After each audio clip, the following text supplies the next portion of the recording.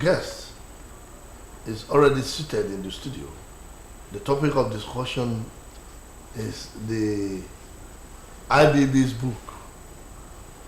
Ibrahim Badamasi Babangida is a name that is known to everybody in this country, and besides, is the only military president Nigeria has ever produced. While others are heads of state, Babangida decided to be military president, and he gave this country an unusual kind of government that ended where it ended. Where it ended is where we are starting from on this program. Because Babangida's name will have been written in gold in this history of this country.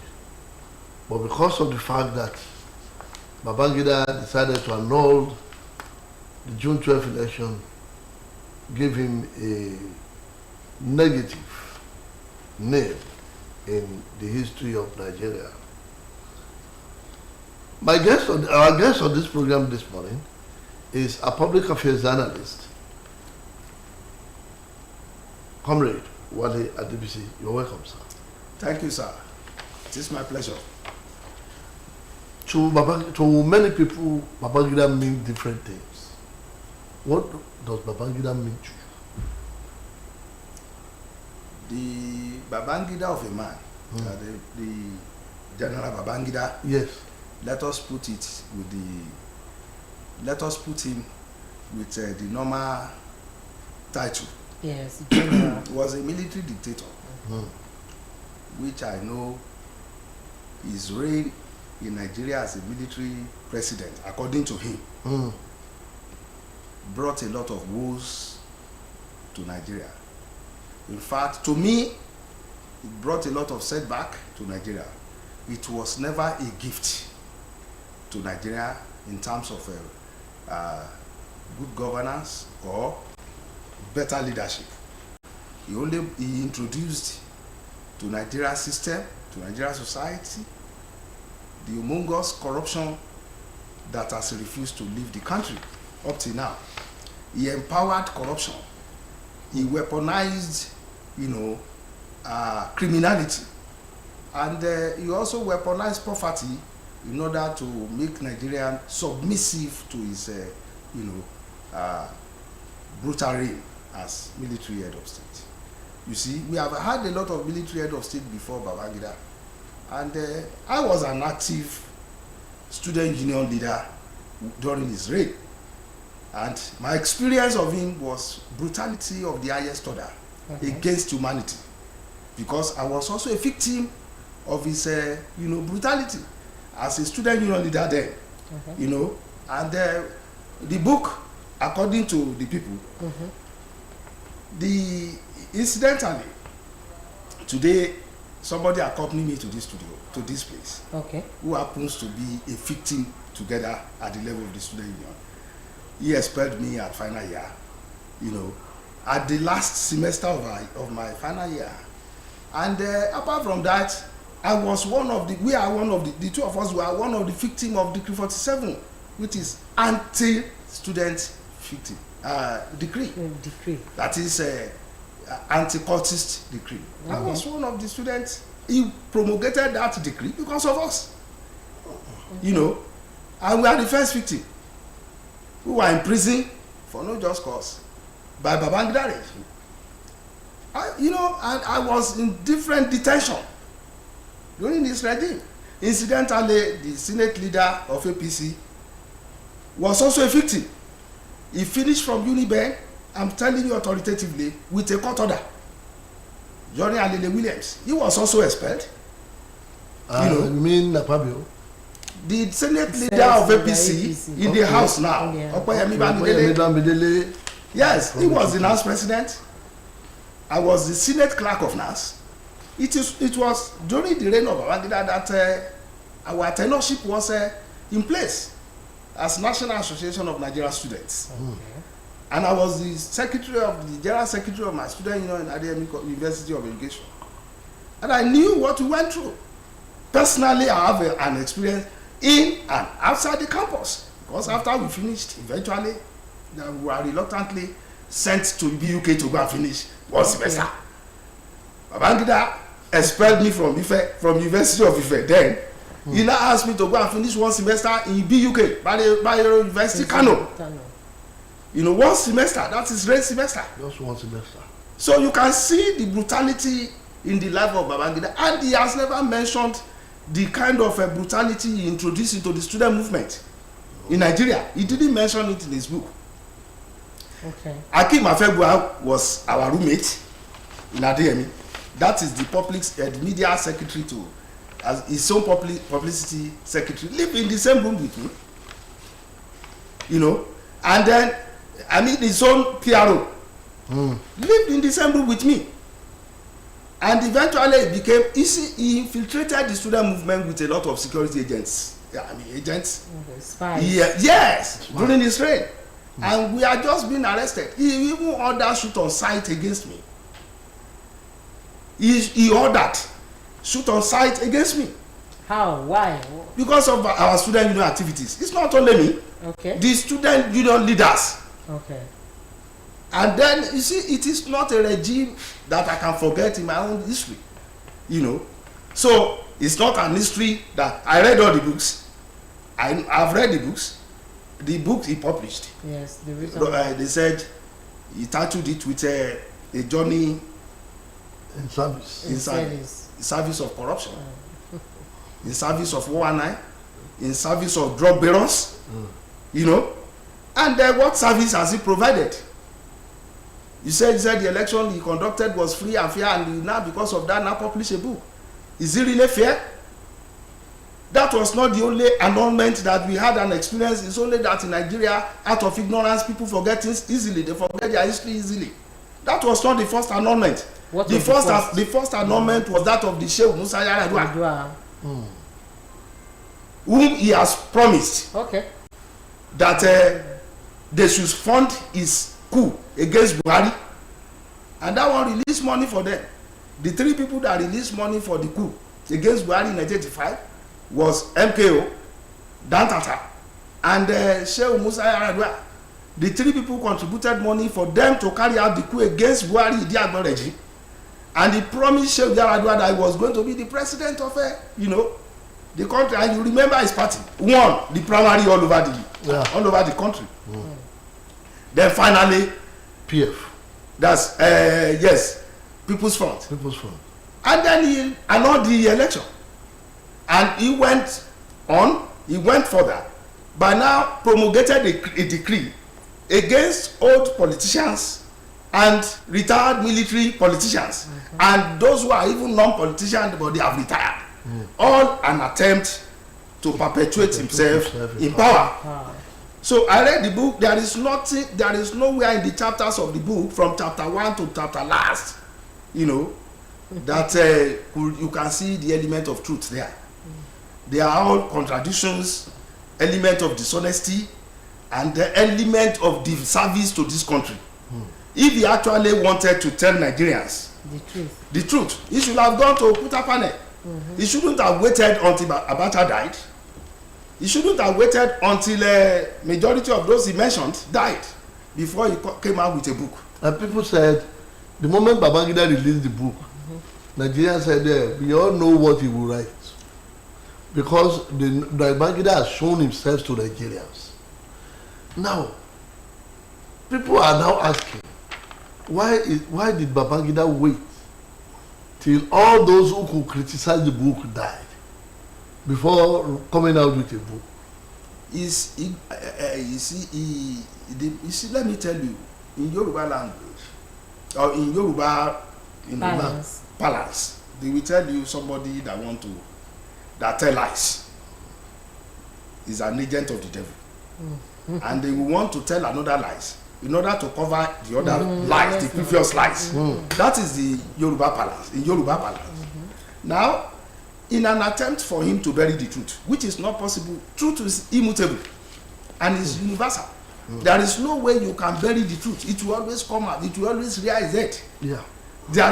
People should go and tell him. He has not told Nigerians the truth. How do you now say it's Abacha that asked you to go and not to hand over to Abiola or David Mark? David Mark was alive. He's alive. He's still alive. He's still alive. Yes. He's not dead. So David Mark did not. Don't think he attended that. no, he No, didn't. he didn't. Now, and David Mark was a beneficiary of the agitation of June 12th by becoming the Senate president for so long. Yes. For so many years. So, but there is a military general. Actually, you cannot tell them to go and now write it. You see, several other books will come out Yes. to tell us the truth.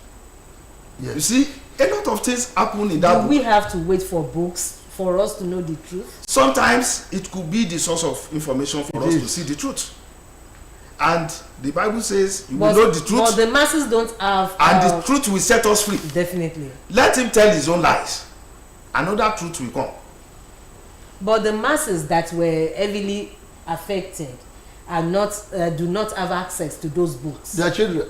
See, let me tell you, it is not the book that we know. Some of us that were active participants, those who are still alive, knew what happened that time. So that is enough truth. The facts still remain. He annulled June 12th election. Yes. Yes, we all know he wanted to use it as a payback to MKO. Okay. You see, that's one truth. That's one thing we have to learn in life. There is no way you can repay evil with evil.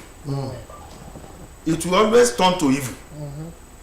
His life today, you know, Babangida himself is living a demonic life, and that evil will not depart from him unless if you come out with the truth and apologize sincerely to Nigerians. See, many people were killed during the protest of June 12th, in which I witnessed by myself. Yes. I was so young then. I was on the front. I was in the protest. There were riots everywhere. So now, how can somebody now be telling us, somebody that, you know, annulled the first election, and then he has mastered the art of annulment. So to annul, he knew he was deceiving MKO.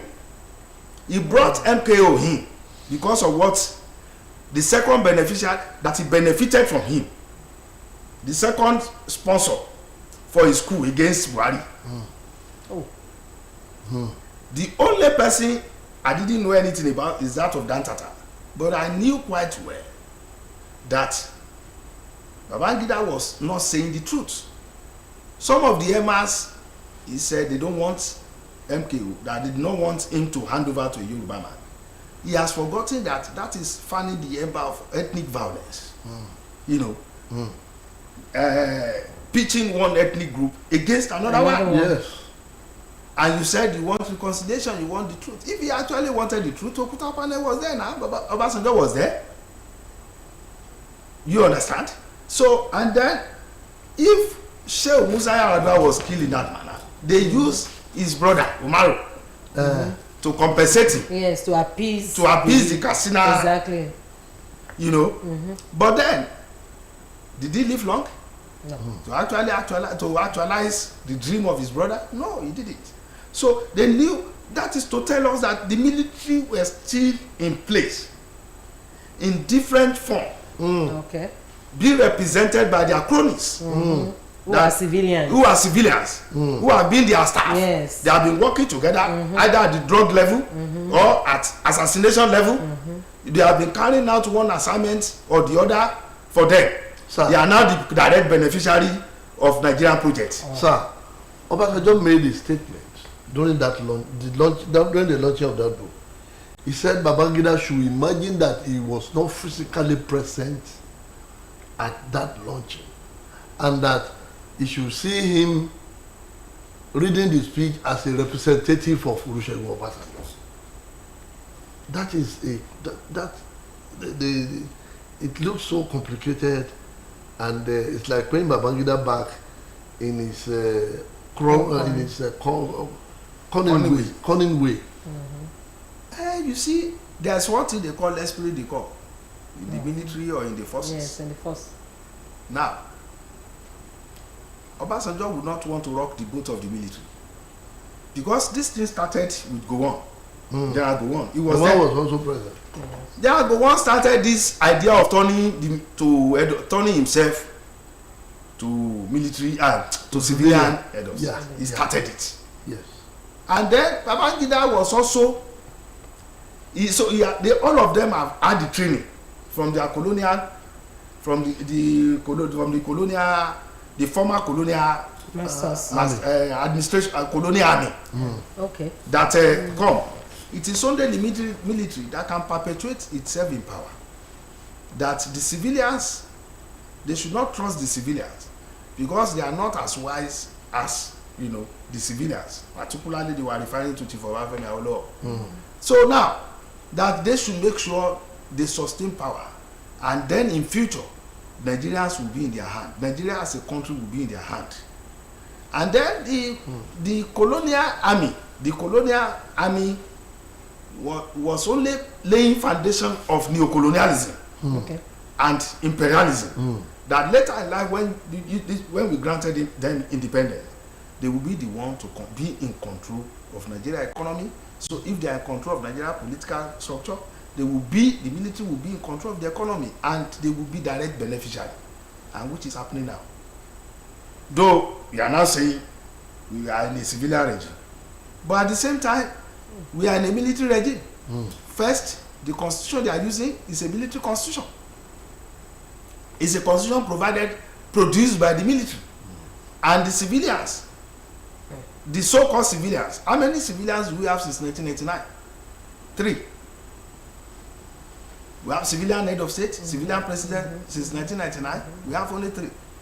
We have Obasanjo is not civilian. No, he's not. That's a retired general. We have Umaru Yar'Adua. We have Jonathan. And we have Tinubu. But all of them, at one time or the other, have been military apologists.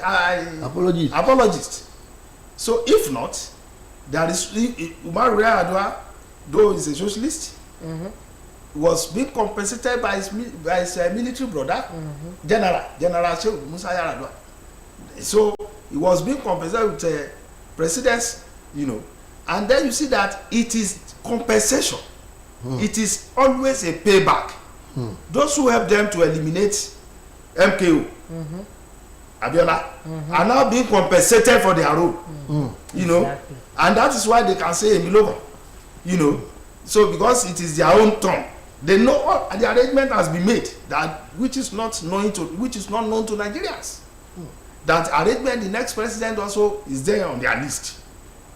So what the current administration is, unleashing on Nigerian people, is the same thing that we experienced during Babangida's regime. It is not different. IMF and World Bank programs, devaluation of Naira, it has never changed. One regime since 1999 or the other, we always embark on IMF program. From Obasanjo till now, it is this IMF program. It was only Buhari's administration that refused to embrace totally the IMF program. And he refused to remove subsidy from our petroleum products. He didn't remove it because he said my people will suffer. That's why he did not embrace IMF and World Bank. He told them, clearly that no, I cannot remove subsidy because my people will suffer. That is what we call service to humanity, service to a nation. Among the military head of state that eventually emerged as civilian, he was the only one that is partially honest. Is at least partially honest with Nigerians, with power. But those who are now subjecting us to poverty, destitution, turning our children to prostitutes and destitutes. You cannot say, you see this content creation now, see what is creating exactly. Now. So now they can even expose themselves nakedly and send it to let it go viral so that they can be paid. And that is social media prostitution. And then they call it in the name of content creation. That is what Babangida introduced 419 by saying that they want to empower semi-illiterate and semi-literate. And then we have people like Adebende, all of them now becoming Novorich by exploiting and extorting people through financial still remember financial houses? Do you still remember financial houses? Yes. How they collected people's money and in one night and just vanished. Exactly. You can't get the address again. It happens. So it has they have that is how they weaponize and destroy the economy of Nigeria. And then people now say, oh, he has written a book. How many people will read that book? What is the level of our literacy level in this country? What level did he leave it? Was it? I mean, when he was in the when was the head of state? What is the level of the literacy in Nigeria? What is his program for literacy development? He collected World Bank loan for education, and that is why private universities are more than public universities now. Today. That is why that loan Babangida took destroyed the educational sector and our tertiary institutions, because that empowers and licenses some people to create universities, polytechnics, monotechnics, and colleges of education. They are now more than and then the federal universities and federal tertiary institutions remain unfunded. And then he destroyed the radical student movement. He destroyed it and was also a victim of the same system. So I know Babangida cannot claim any glory, but I don't know, I'm not sure whether his first son, according to him, but I know that could not be his first son. You know, his first son, I don't know the university he attended, either home and abroad, whether he even go to school at all, I don't know. But we all just know that he's a polo player. That is the only title he had. So, and then Mohammed, as a polo player, have you ever heard anything about his profile apart from being a polo player? So you can imagine even his own children or his own first son do not have anything. So you could destroy education of other people's children. You know, because they are irresponsible and disgruntled elements. You know, so and I know when you have people like that in governance or in government, they find themselves in government, they were going to destroy the country, and they have destroyed. He laid the foundation of destruction of Nigeria.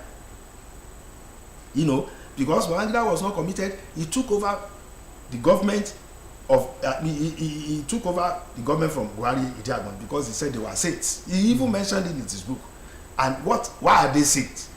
They said, oh, they thought when they were being asked to come and take over government, because Buhari was the head of the what do you call them? The armored corps as at that time. And he cannot go and announce himself as head of state. So he has to call Buhari to come and, when they took over from Shagari, to come and be their leader. And he wanted to ride, they wanted to ride on the personality and credibility of Buhari, that Buhari was, you know, really into, he has never accumulated. So they know the northern people will accept his personality. Definitely. So they now, you know what, they use his personality, they use his profile in order to promote him to become to make him the head of state. Okay, well, fine. When those ones get there, they introduce war against indiscipline. Yeah. Yes. And the first thing, part of the war against his discipline is that war against drug. Yes. Drug pushing.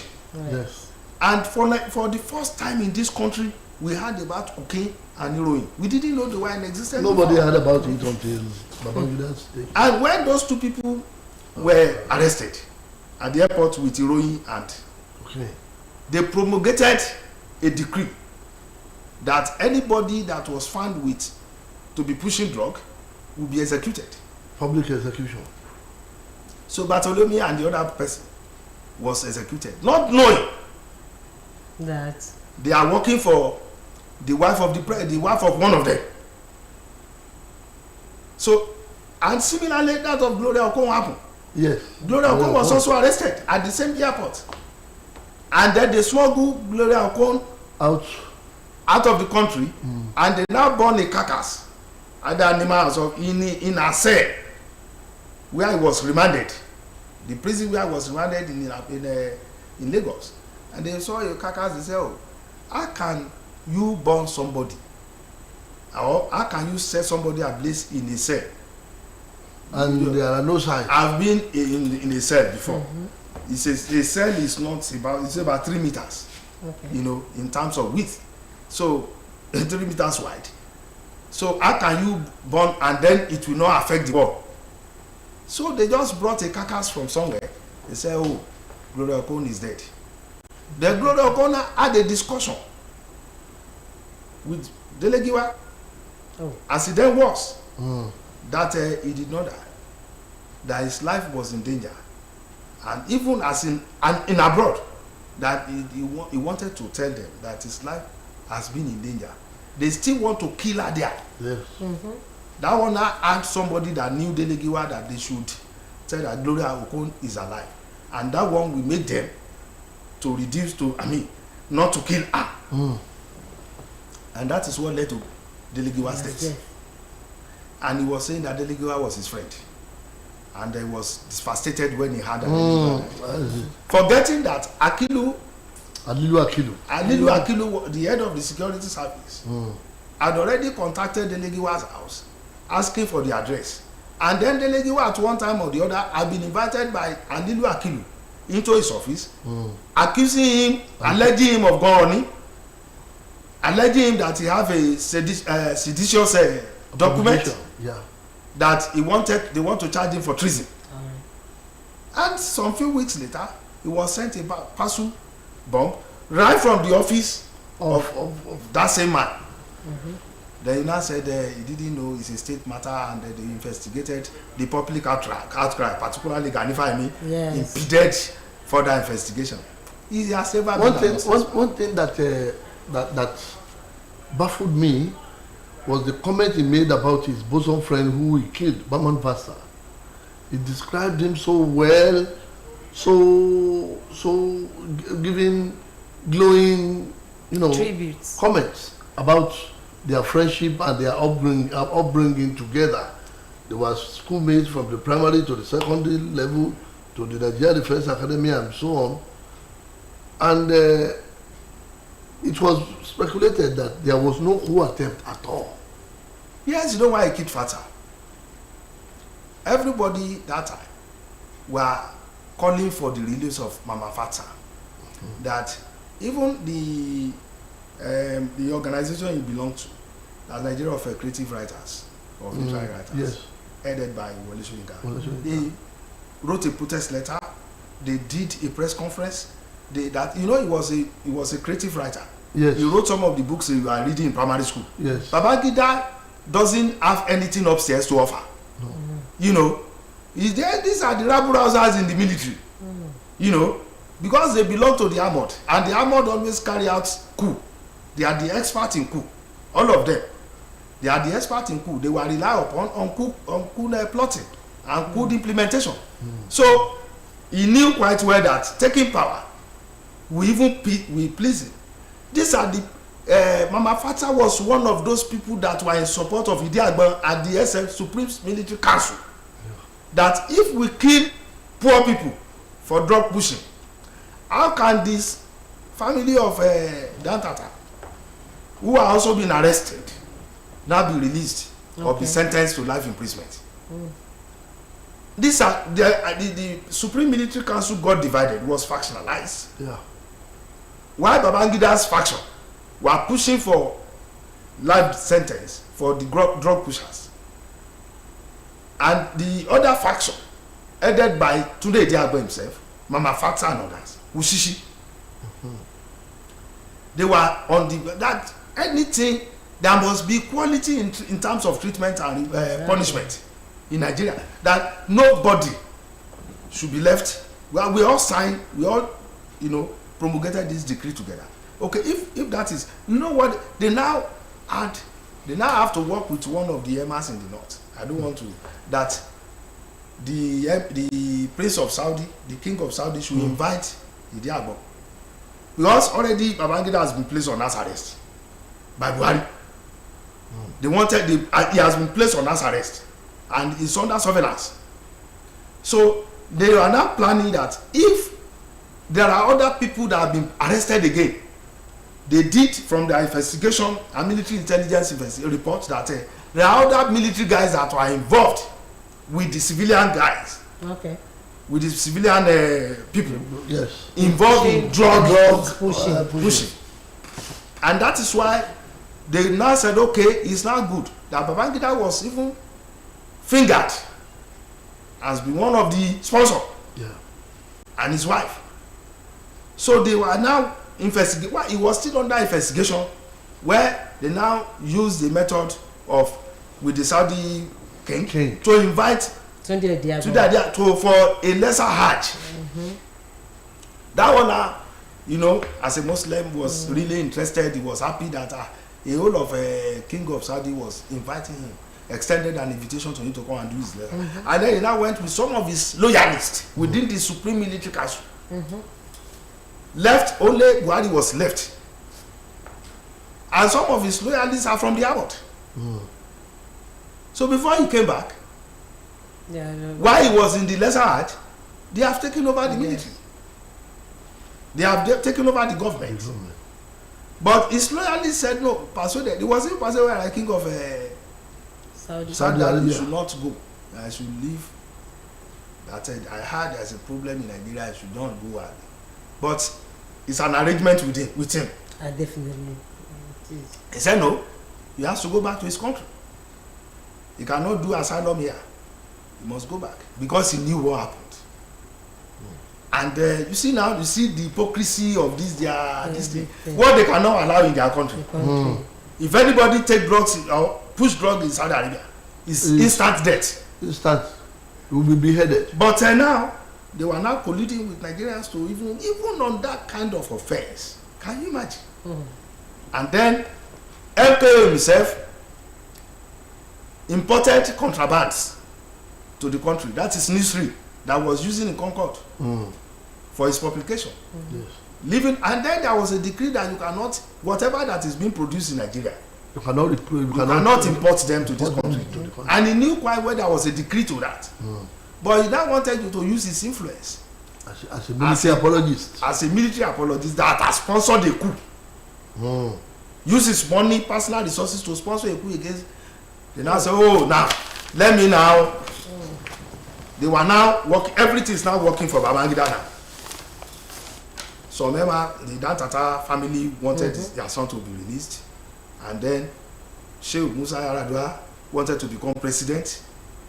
Then MKO wanted to have his newsreel. He wanted to come out of the. He wanted to use his influence on bring contraband to bring contraband for his business, which is opportunistic. Which is opportunism. Yeah. So he has 3 people now who have been offended with the rules of Buhari Diagba, and he now called them saints. They wanted to sanitize the country. They knew where the problem of Nigeria lies. They are just being patriotic. He said they are claiming to be saying they want to be holier than thou. Though he that is working down with the devil was using Machiavellian policies to run Nigeria, killing, maiming, assassinating people, and then, you know, making sure that Nigerians were living in abject poverty continuously up till now. He laid the foundation. And then he single-handedly siphoned the 12 billion Gulf War. We've not had any money like that in this country before. During the Gulf War, there was an oil boom. And then Nigerian oil was, you know, in the market. And we had an excess, you know, profit. They were 12 calculated to be up to 12 billion. He single-handedly pocketed it. They were now using it now to sponsor government, one government or the other, to fund elections and other. Yes, in other African countries. Yeah. So now, you see now, they now want to make Babangida and Nero. See all of them. They've already made him an hero. He cannot be a Nero. Because you see, let me tell you why he cannot be a Nero. Okay. You cannot fight against society. It is only society that can make you a Nero. It is not the book that will make you a Nero. Chief, let me give you an example. Okay. Chief Obafemi Awolowo wrote several books. That is not make him a Nero. It is society that is served. Yes. You don't need society. You see, well, somebody will go and pay for award me. Let me pay for it. That is not an award. We know that is what they do. But when people feel that this man has served, let us give him an award. That is an award. Yes. It is not a book that, and it's autobiography. You should know that it's going to be full of lies, and being a liar himself, there is no way he will not express it. He can never forget his own profession which is lying. You know, lies is his profession, and he has used that one to become the head of state. Yes, he has sir. only been A huge amount of money was hello, donated to him. they will perish with that money. let me remind you one thing. The first opportunity Babangida had to make himself an hero has been punctured in various quarters. For example, General T.Y. Danjuma sent for him during the Dimka school and said, Ibrahim, go and flush out Dimka from the radio house. But when Babangida got there, being a very close friend of Dimka, though he was not involved in the coup. They always drink beer together at the officers' mess. Yes. Every night. So Babangida now told Dimka to escape. He gave him all the opportunities to escape. Yes. So that allegedly, he allegedly gave him the opportunity to escape and went back to Danjuma. And Danjuma said, Babangida said, Dimka had escaped. Is that what I thought he said duty are there to do? To aid him to escape? Bring Dimka here, dead or alive. Meanwhile, it was reported that T.Y. Danjuma had intelligence that the likes of Iliya Bisala were part of the coup. Of the coup. And Lieutenant Colonel Babangida, as he was then, was not involved. That was why he was sent for. So the next thing we had that Babangida foiled the Dimka school. He did this, he did that. But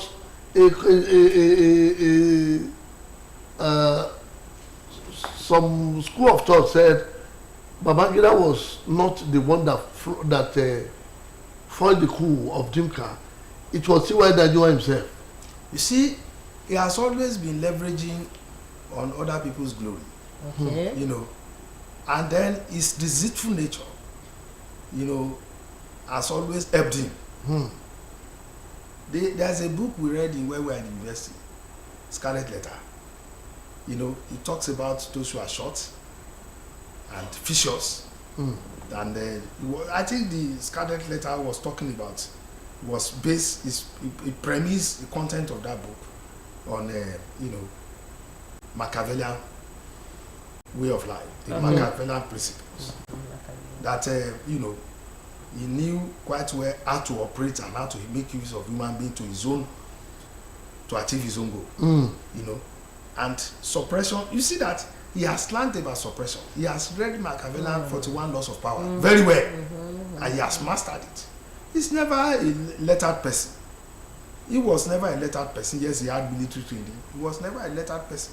They call him evil genius. Yes, the you know, genius. So they call him evil genius, and then we know in that Scarlet Letter they said somebody that had that kind of stature we always want to think that they feel inferior and they want to adopt evil means of promoting themselves and bringing themselves into limelight. That is psychological.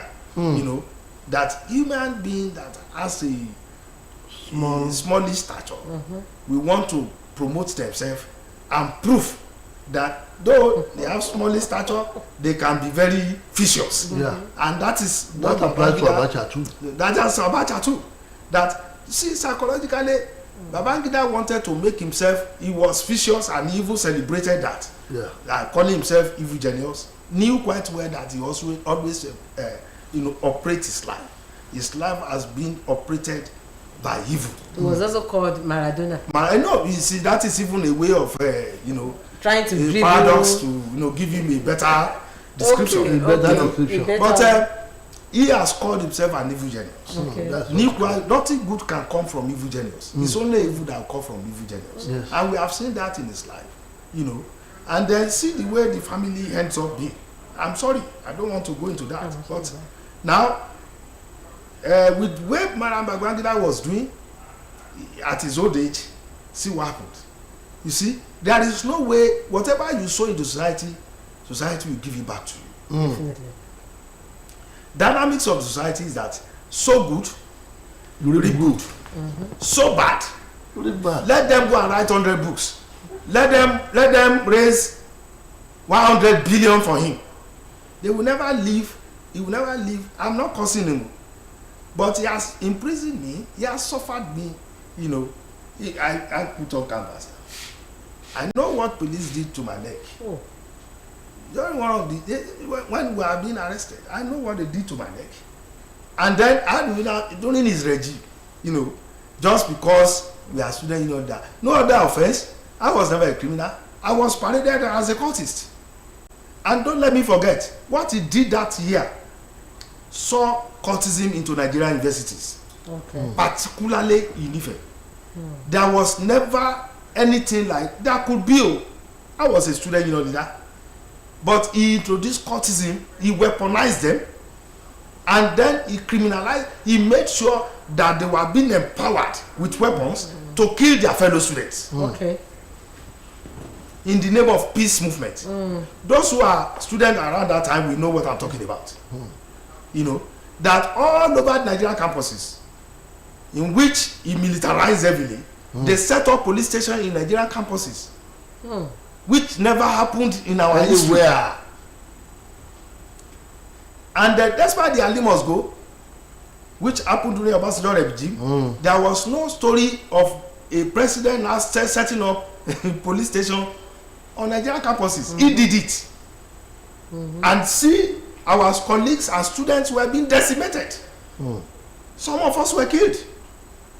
I know some of my colleagues who went blind in prison at Kuje, you know, for just minimum demand for Nigerian students, you know, and for Nigerian student welfare. Now what happened? I was also a fictime. And then you are now telling me now we should be praising who? Praising who? Thank you very much, sir. We have to speak in Yoruba now. Yes, we have to. And you have given us you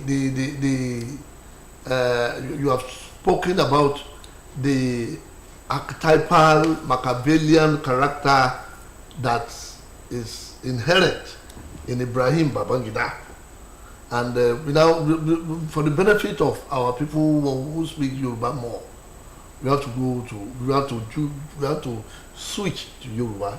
Tí a sọ láti ibi ìṣẹ́jú díẹ̀ ní ọ̀rọ̀ olórí orílẹ̀-èdè ìgbà kan rí Ibrahim Badamasi Babangida tó ṣèwé kan láìpẹ́ yìí níbi tó ti sọ ìtàn ìgbésí ayé rẹ̀, ṣùgbọ́n òun náà là ń ṣe lámẹ̀ ìtọ́ rẹ̀ lọ́wọ́. Àlejò wa comrade Wálé Adébísí ni wọ́n sì ń bá wa sọ̀rọ̀. A ti sọ̀rọ̀ níbi ipá àgbà bí àti sọ Yorùbá níbi tí ó lágbára dé, níbi tó ká gbogbo wa lára dé. Tí a bá wo Babangida gẹ́gẹ́ bí olórí orílẹ̀-èdè yìí, a rí wípé pàápàá jùlọ nípasẹ̀ ìwé tó kọ, a rí wípé ó mì orílẹ̀-èdè títì láàrin àsìkò tó lò, pàápàá jùlọ nípasẹ̀ fífagilé ìbò tí gbogbo èèyàn gbà pé ó dáa jùlọ nínú ìtàn orílẹ̀-èdè Nàìjíríà. Gẹ́gẹ́ bí ọmọ Nàìjíríà, ojú ò lè fi wo Ibrahim Babangida àti ìwé tó kọ.